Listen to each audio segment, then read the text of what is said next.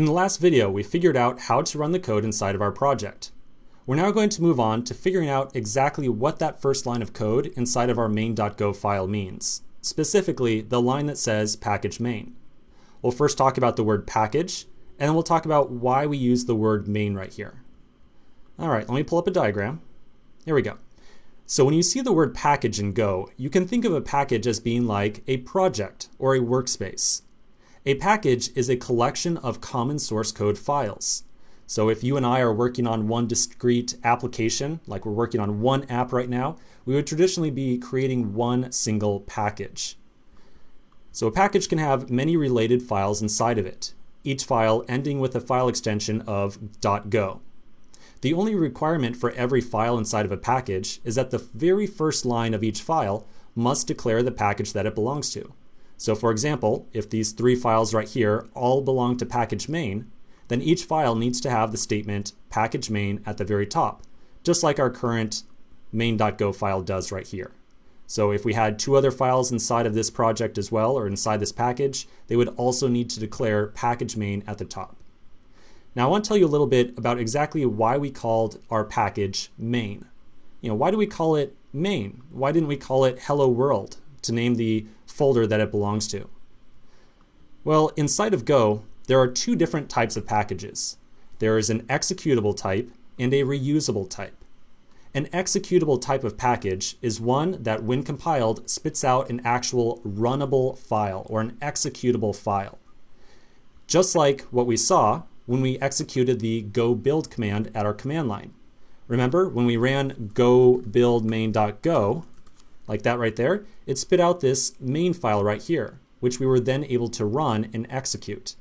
So this file right here was created specifically because we created a executable type package.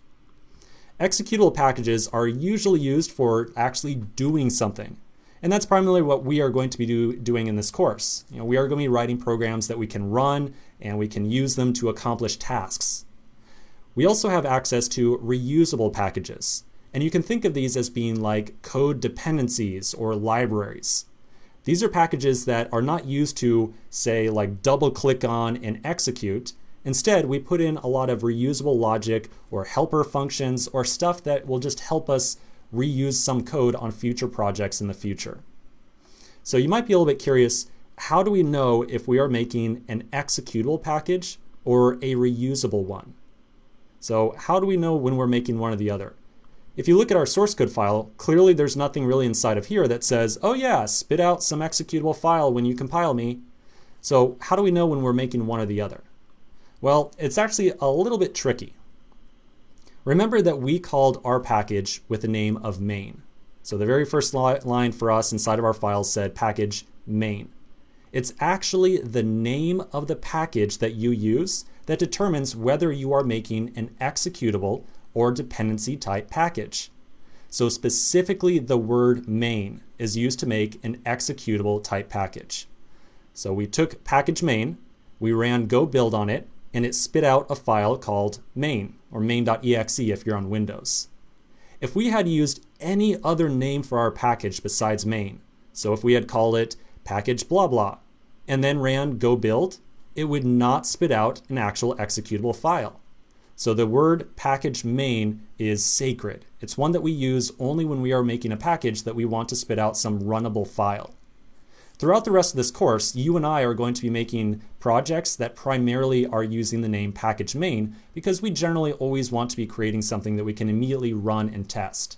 However, if we were trying to make some library of reusable code, or if we wanted to make some project that we can share with our friends so they can use our code on their own project, that's when we would start using a more specialized package name. Now to summarize, basically, whenever we see the word package main, that means we are making an executable package. Any other name whatsoever means we are making a reusable or dependency type package. Now the last thing I want to tell you about this, is that anytime we make an executable package, it must always have a function inside of it called main as well. So if we flip back over to our code editor, that's what this statement right here was. We had said func main. So we specifically created a function called main because we had called package main right here, creating an executable type package. Now, to just give you a quick demo of this, I'm going to go up to the very first line of code up here, and I'm going to change the name of my package over to Apple. Now, I'm going to go back over to my terminal. If I list out all of my files and folders, you'll see that I still have the main executable right here. So I'm going to remove it really quick. Now I'm back to only main.go. If I build this file now with a different package name, and then list out all my files and folders, you'll see that I did not get an actual executable thing inside of here. So obviously the name of the package does matter. I'm now going to change it back to a package name of main, like so. I'll go back over, build my project again, and now I see that I got the executable here again. Okay, so I think that's probably enough for packages right now. Again, we're going to get a lot more experience with packages in the future. So for right now, let's just focus on our next question at hand, where we want to figure out exactly what that next line of code means. So let's take a quick break and start talking about that import statement in the next section.